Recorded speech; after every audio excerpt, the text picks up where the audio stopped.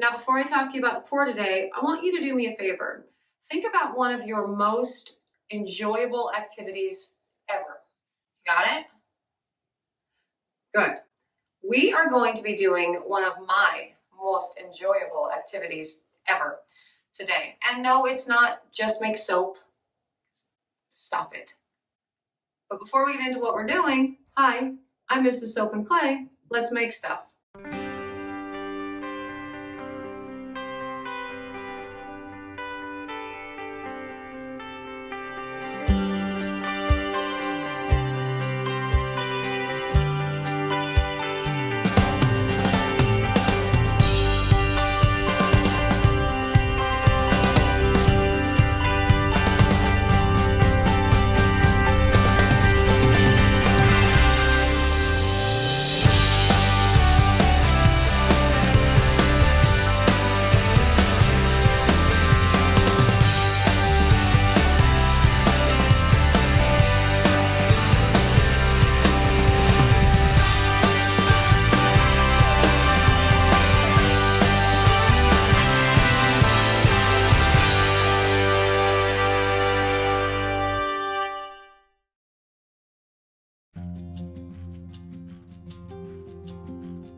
How's it going, Sudsers? Welcome back to the channel. You are at Soap and Clay, where we make all the soapy things.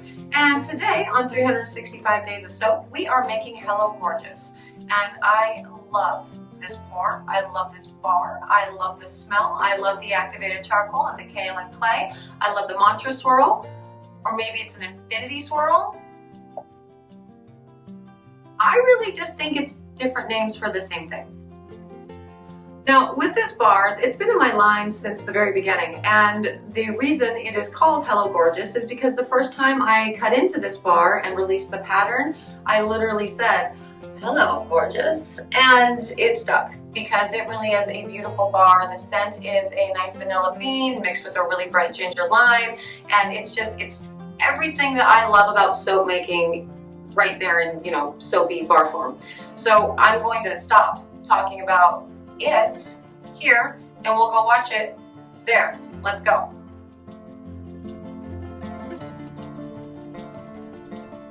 Today we are doing one of my most favorite bars, like ever, in the history of ever.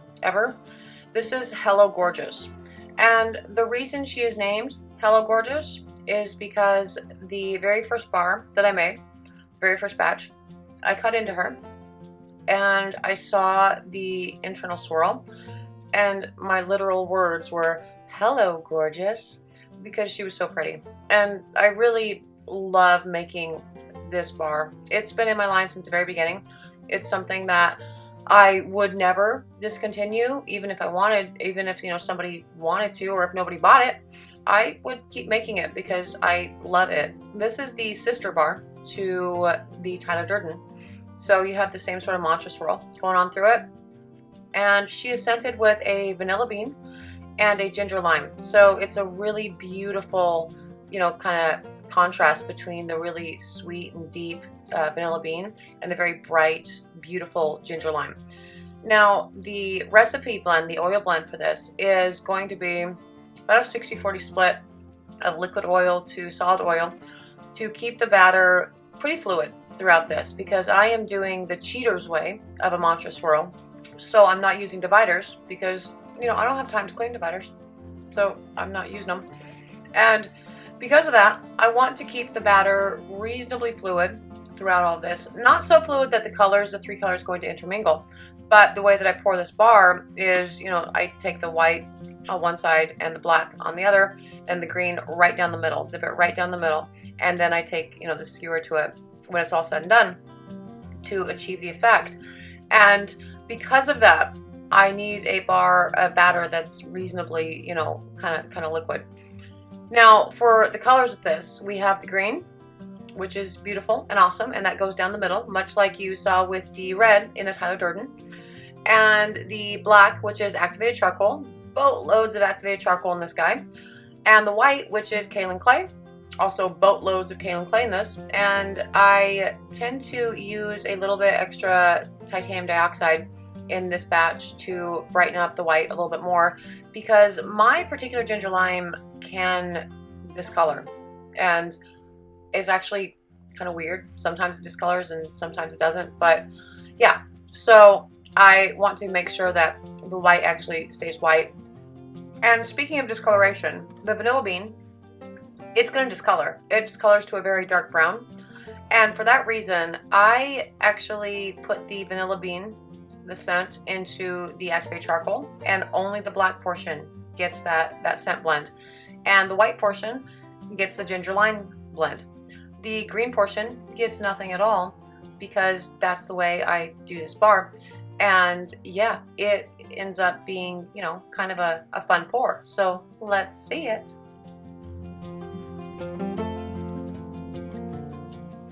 So for this pour, I am going to be doing a wall pour with the two base colors, so the black and the white, right?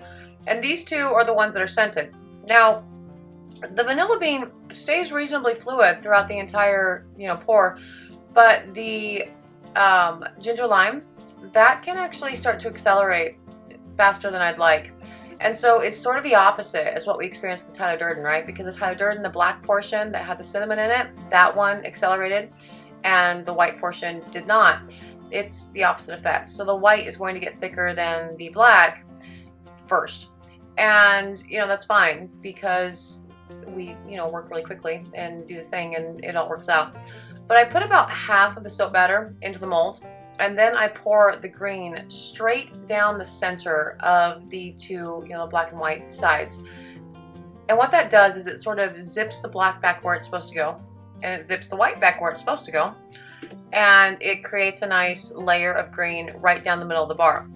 Now I pour at, you know, raised, what my Pyrex is higher and then lower later on in the pour to kind of let gravity do its thing in the beginning, and then actually get some green at the top of the pour itself later on. I'm going to repeat the process. So pouring the black and white at the same time, zipping that green back into where it's supposed to be, and keeping it reasonably even throughout the mold, so it's sort of half and half black and white. And then I will layer the rest of the green into the middle and then do the swirl thing. Now, the Hello Gorgeous, because it's a sister bar to the Tyler Durden, obviously it has, the reason it's a sister bar is because it has, you know, the same sort of pour structure, because I love the Tyler Durden so much that I wanted to do a similar one for the Hey Girl line. And, you know, that's what I did. And look how beautiful it is. It's so nice. And who needs dividers? Seriously, like it's not necessary. Look at that. Like, why would you have to clean one extra thing and, you know, whatever? Because you can totally do it this way and it absolutely works out, and it ends up, you know, being beautiful. I say this now because I've actually already seen the end cut, and this particular batch is beautiful. Sometimes it's not as great, but this one is wonderful. And I would say about 95% of the time it works out perfectly doing it this way instead of using the dividers. So yeah, just do the thing. Now that we have all the soap in the mold, we are going to use like a figure 8, right? Throughout the entirety of the mold. I don't know. I don't really know if this is a... Here's the thing, all of these like soap techniques, right? It's a monster swirl, or it's an infinity swirl, or it's a Taiwan swirl, or it's a lotus swirl. They're all very similar swirls, right? I have in my soap notes from many, many moons ago that this is a mantra swirl. So that's what I'm telling you. Figure 8s down the length of the mold, all the way down. And it blends the three colors together really nicely. Looks super pretty at top, doesn't it? Now we are going to cover this and put this in the oven and steep pop it overnight. We want to make sure that green remains, you know, nice and vibrantly green, and we'll cut it tomorrow.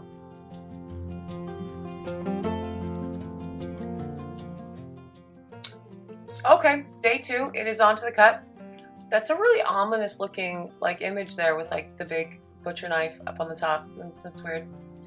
But the bar itself, the loaf itself, it's not weird. Look at that, that's beautiful. It looks so nice. Now that is what it would look like if you were to cut this loaf into 1-inch sections, right? So we do a different cut for this to release the pattern, much like you saw with the Tyler Durden and also the Bro Code, where I showed you different ways to cut essentially the same bar. So And so this particular one, it is going to be cut into chunks, and then those chunks are each going to be divided into 3 pieces to really release the pattern that we created inside using the skewer. And yeah, you know, I got my trusty tape measure out. Everybody should use tape measures. They are so handy. Like, that's so much easier. It's one tool that you use instead of, you know, a ruler plus a knife to make your little marks and whatever. Like, the thing at the end is the marker. It's perfect. And it is a hand cut. It does not have to be a hand cut. I'm sure there are lots and lots of people out there that have the single wire cutter soap thing that could do this just as well, but I don't do that. So I have the big ones, or, you know, none at all. And I actually kind of enjoy hand cutting because there's like real anxiety throughout all of this, right? Like, am I going to cut it straight? Is it going to be terrible? I'm so nervous. And I finish it and feel like I have accomplished something real and genuine for the day, even if that real and genuine thing was only cutting soaps reasonably well. Yeah. But anyway, once all of the chunks have been, you know, cut, we are then going to take the tape measure back to them and split each, you know, chunk, each section into 3 parts. So we're going to cut from the top down, right? And yeah, it works out really well for my size molds and my size batch because all of the bars are at least 3 inches tall. So we can do this rather easily with and still get, in this particular recipe, there's 24 bars, which is a smaller recipe than what I normally do, but I'm showing it, and you couldn't see like the bigger, you know, molds in the video. I can't shoot it, they're too big. But so yeah, this one actually works out for those purposes. And again, just take the tape measure to it and break out, you know, 1-inch chunks essentially. And then we're going to cut these, you know, horizontally to release the pattern. Now, again, what you are seeing right here is exactly what this bar would look like if you were to cut it, you know, top down using a regular, you know, wire cutter and cutting it sort of the standard way for soaps. And I mean, I guess it's an okay pattern. It's fine. There's nothing particularly wrong with it. But what is the point of pouring it down the wall and then putting the thing in the middle and then, you know, taking the skewer to it if all you're going to get is kind of that? But look at that. Now that is what you get if you pour this bar this way using dividers or not. Oh, you're pretty. And then, you know, cutting it instead of, you know, vertically or, you know, from the top down, cutting it in pieces, you know, throughout the like horizontally throughout the bar. And yeah, so that's really the things that you should definitely pay attention to when you're cutting your soaps, because there are a lot of really beautiful designs out there that can really be released only by cutting them a certain way. Because again, this bar, the way that I poured it and the time that I put into it for it just to look like that thing in the right corner there, ooh, see, you're gorgeous. Hello, gorgeous. You're beautiful. Yeah, what would be the point? Like, there would be, there's no point, really, to have just like that weird flash of green throughout the center of the bar and like, you know, the black and the white sort of craggly, not really even. Like, it doesn't theme anything. It doesn't really evoke any sort of like artistic, oh yeah, it's nice. But that does. Look at that. That's beautiful. So yeah, pay attention to the way that you cut your bars and experiment, play with things. Like, try to cut your bars a different way. And I understand that that's, you know, sort of easy for me to say at this point because I've been doing this for a really long time, and so I am more, and that's like literally the point of the channel, is to, you know, mess around with different things and, you know, see what we get. But I am less fearful of cutting something the wrong way or messing something up or what have you now than I was, you know, 5 years ago, because you know, it's fun to experiment. And the, you know, the whole concept of messing up, quote unquote, messing up a design of a soap that you spent a lot of money on, right? Because the oils are not cheap, and all of the things and all the time that you put into it and the time that you took to design it and to figure out what oils you wanted to put in the first place, it's a long process. I get that, but I'm sort of in a different place where I can play with it, and so I'm here to tell you, you should play with this from Jump Street, because you will release very beautiful patterns and find really cool ways of making soap that you otherwise sort of wouldn't if you were just, I don't know, playing it safe. Like that. That's so beautiful. Oh, you're beautiful too. Yeah, you're great. Yeah, so that is that's Hello Gorgeous. Again, activated charcoal, vanilla bean, ginger lime, kaolin clay. The blend of the ginger lime and the vanilla bean is extraordinary. It's such a good blend. This is one of the bars that I cannot keep in stock. It's impossible to do so, and I understand why, because it smells great, its soap's great, the lather is so good, such a wonderful big bubble, but really moisturizing and absolutely delightful to pour, to use, to do everything. So yeah, that is day 43, Hello Gorgeous, and she certainly is.